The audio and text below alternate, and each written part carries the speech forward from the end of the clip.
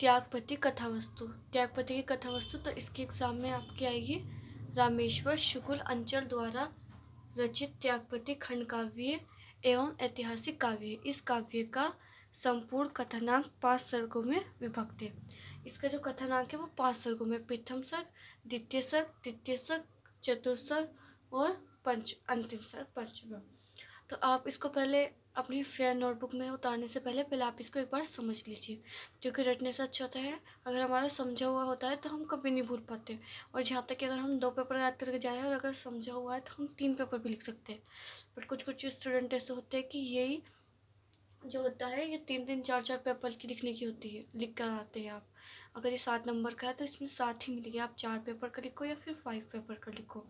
तो आपको ये कैसे लिखना है, आपको इसको 2 पेपर पर लिखनी है। एक पेपर पर 2 हेडिंग है, 2 सर्ग, एक पेपर पर 2 सर्ग और 1 सर्ग और बच रहा है, तो ये तृतीय पेपर पर, मतलब 2.5 पेपर पर ही कंप्लीट होना चाहिए। ज़्यादा लिखने की भी ज़रूरत नहीं है। इतना लिखिए कि आपको नंबर मिल जाए। और 2 2.5 पेपर पर लिखने से आपको एग्जाम में पूरे मार्क्स देगा। तो आप इसको पहले समझिए। हर्षवर्धन शिकार खेलने में व्यस्त थे। तभी उन्हें अपने पिता के रोगग्रस्त होने का समाचार मिला। किसको? हर्षवर्धन को।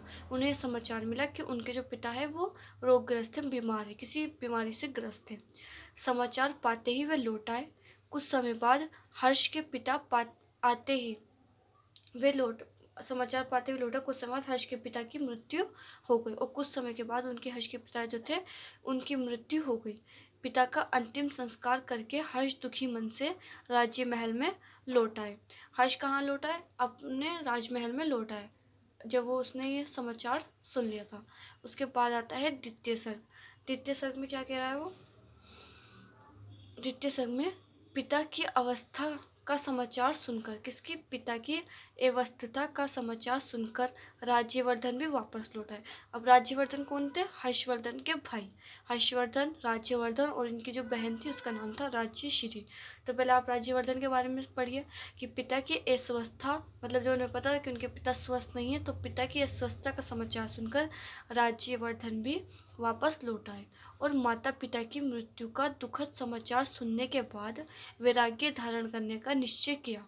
जब उन्होंने सुना कि उनके पिता की, माता पिता की मृत्यु हो गई है, तो उन्होंने वैराग्य धारण करने का निश्चय किया। तभी उन्हें मालवा राज से उनकी छोटी बहन राज्यश्री को बंदी बनाने और उसके पति गृह वर्मन को मार डालने का समाचार मिला। जब वो निश्चय कर रहे थे, जब उन्हें वैराग्य धारण करने का निश्चय किया तो हर्षवर्धन ने बहुत समझाया। उसी बीच उन्हें ये खबर मिली कि जो उनकी बहन है राज्यश्री, उसको बंदी बना लिया गया है और उसे मार डालने का समाचार मिला है। राज्यवर्धन ने वैराग्य भाव भूलकर कन्नौज की ओर प्रस्थान किया। वहां उन्होंने गोंड नरेश को पराजित किया। किसको पराजित किया उन्होंने? वहां उन्होंने गोंड नरेश को पराजित किया, परंतु लौटते समय उनकी हत्या कर दी गई। वो विजय तो पा लिए थे उन्होंने युद्ध पर, लेकिन जब वो लौट रहे थे तो उनकी लौटते समय क्या कर दी गई थी? हत्या कर दी गई थी। हर्ष अपनी बहन को खोजने के लिए वन की ओर पहुंच पड़े। कौन पहुंच पड़े? हर्षवर्धन अपनी बहन को खोजने के लिए वो वन पहुंच पड़े। शीर ही वहां पहुंचकर हर्ष ने राज्यश्री को बचा लिया और कन्नौज लौटकर अपनी बहन के नाम पर ही शासन किया। जब वो कन्नौज पहुंच गए तो उन्होंने अपनी बहन के नाम पर ही क्या किया? शासन किया। ये इसके द्वितीय सर्ग में था।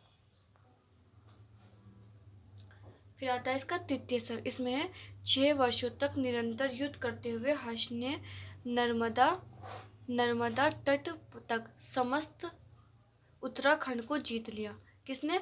हर्षवर्धन ने 6 वर्षों तक निरंतर युद्ध करते हुए हर्ष ने नर्मदा तट पर समस्त उत्तराखंड को जीत लिया। हर्षवर्धन शांति स्थापित करना चाहते थे।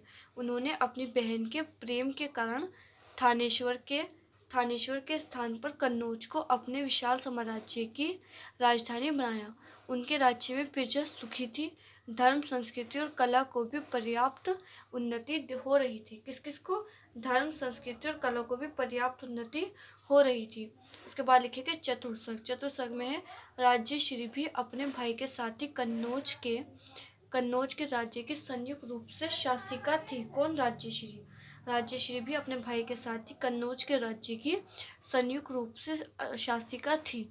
तथापि मान तथापि मन से तथागत बुद्ध भगवान की उपासिका थी। आचार्य दिवाकर ने संन्यास धर्म का तात्विक विवेचन करते हुए राज्यश्री को मानव कल्याण में लगने का उपदेश दिया।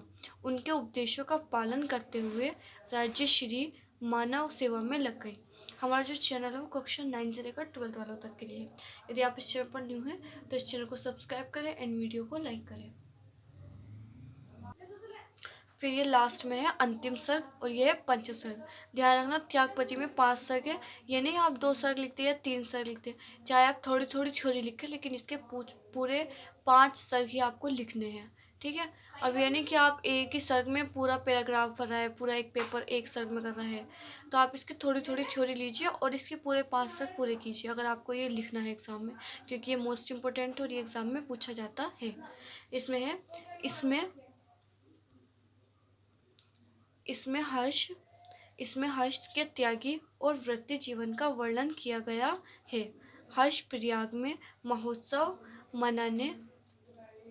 मनाने का निश्चय किया। उन्होंने देश के सभी ब्राह्मण भिक्षुओं, धार्मिक व्यक्तियों आदि को वहां आने के लिए निमंत्रण दिया और अपने संपूर्ण संचित कोष को दान देने की घोषणा की। उसके बाद ये लिखना है आपको ब्लैक पेन से। मैंने पिंक से लिख रखा है क्योंकि ब्लू और ब्लैक पेन वीडियो में सेम लगता है। तो आप ये भी ब्लैक से लिखेंगे और ये भी ब्लैक से लिखेंगे और इसकी थ्योरी जो लिखनी है आपको ये ब्लू से लिखनी है। इसमें लिखेंगे हुई थी घोषणा सम्राट की साम्राज्य भर में करेंगे त्याग सारा कोश ले संकल्प कर में। इसमें लिखना है इस प्रकार त्यागपति का कथनांक अत्यंत मार्मिक एवं प्रभावशाली है। ये इसका योग्य हमारे चैनल कक्षा 9 से 12th वालों तक के लिए है। यदि आप इस चैनल पर न्यू है तो इस चैनल को सब्सक्राइब करें एंड वीडियो को लाइक करें अगर वीडियो अच्छी लगी हो तो।